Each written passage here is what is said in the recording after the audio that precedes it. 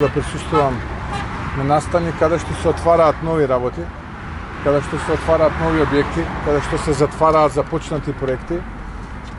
Градоначалникот и компанијата донатор кажа околу деталите за ова игралиште дека, за овој спортски центар. Јас немам што да додадам од технички аспект, но се радувам на тоа што го гледам овде во Газибаба, бидејќи општината заедно со градоначалникот, заедно со Боби, прават исклучително многу и за граѓаните, но и за самата општина.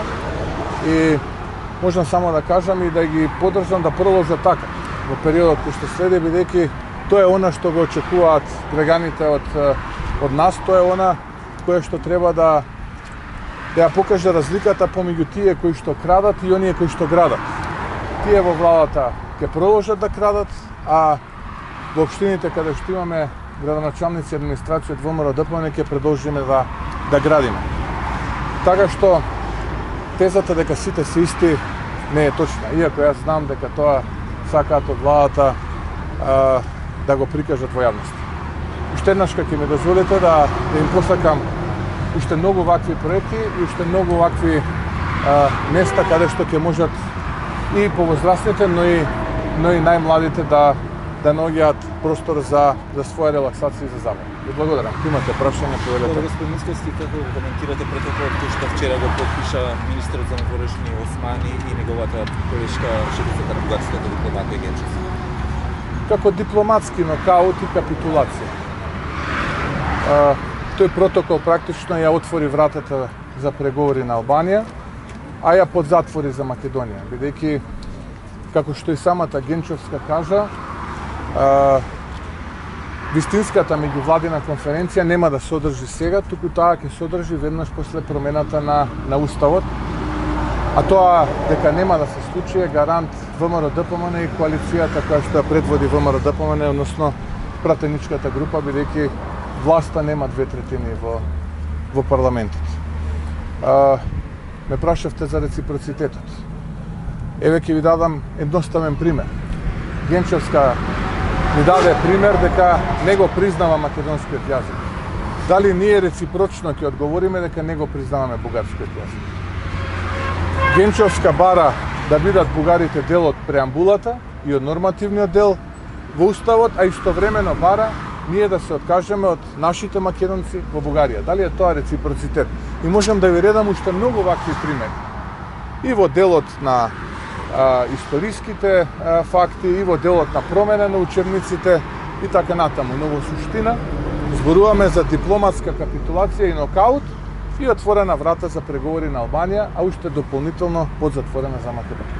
Јавите референдум, зашто не почнете веднаш со собирање на потписи, туку после одморите, како што кажете? Па се уште трае анализата. Знае, тоа се сериозни работи. Ние сме сериозни луѓе кои што сакаат кога ќе излеземе пред граѓаните со одредено барање, тоа да се темели на факти и правни, но и да немаме простор за дополнителни толкувања дека тоа можело да биде сватено така или да биде сватено онака.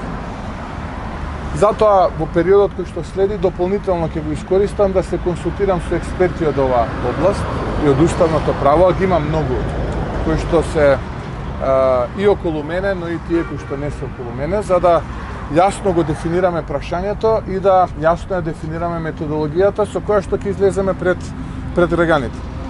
Но суштината е дека процесот на билатерални разговори и преговори со Бугарија и протоколи е еден процес. Процесот на менување на Уставот и вклучување на дел од бугарскиот народ во преамбулата и во нормативниот дел е друг процес.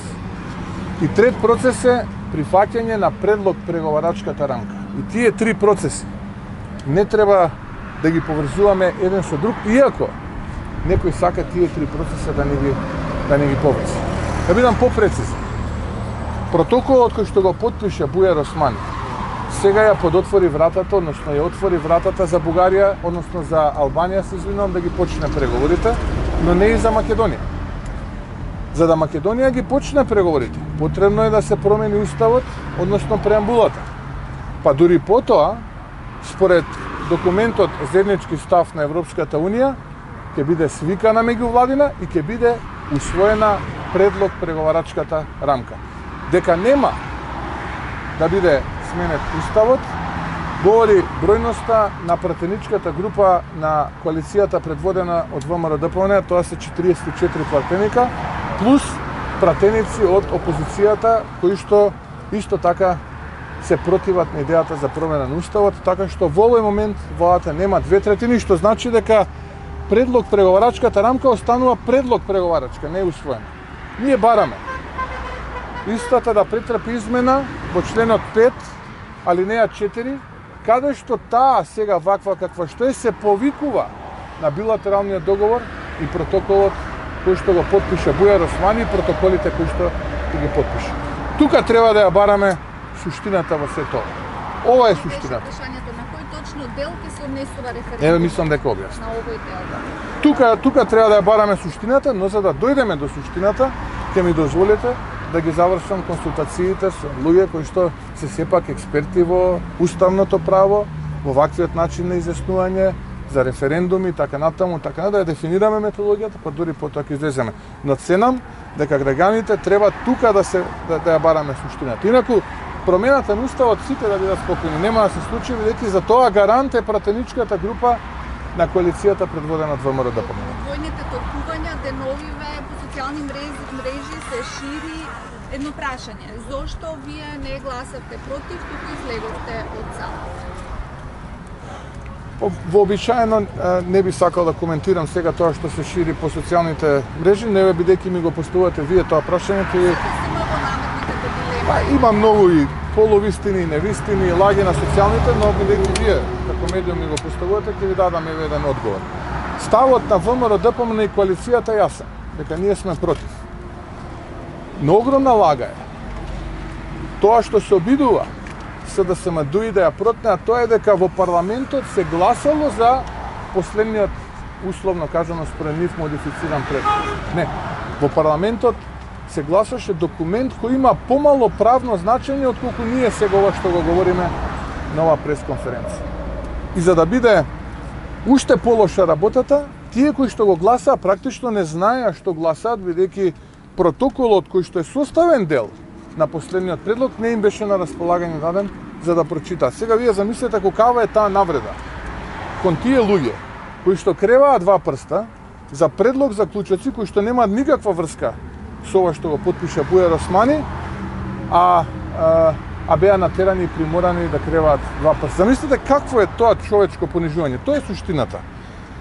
На 11 ноември ги извадија како во кафес надвор парламентот, наместо да останат во парламентот и да ја бранат тогаш владата на Заев со аргументи, и тогаш тоа не беше проблем. А сега е проблем зошто ВМРО-ДПМН и коалицијата не сакаат да легитимираат политичко дивење и насилство за нешто што нема никаква врска со иднината на нашата Македонија. Ете, тоа е разликата меѓу нас и нив.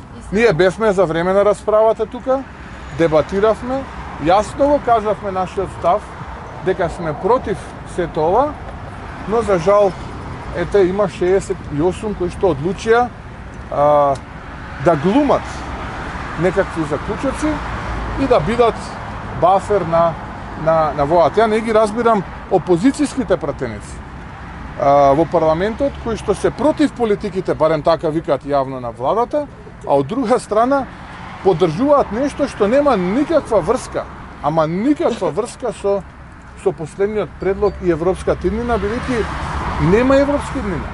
Има европска иднина за граѓаните на Албанија, но не и за граѓаните на Македонија. Разбирате? Тоа е суштината. Една дилема во јавноста да разјасниме зошто тој ден не организиравте голем протест надвор пред собранието. Па затоа што протестите ги организиравме секојдневно. И затоа што цениме дека граѓаните беа целосно информирани за начинот на... Критичниот ден немаше... Па имаше и последниот и предпоследниот, цело време имаше протести. Е сега ако е прашањето за дефокус зашто немаше граѓани, тоа е веќе друга тема, но дека имаше протести, дека ВМРО-ДПМН не повикуваше, повикуваше цело. Па еве, полека ќе ја гледате нашата статија. Добро.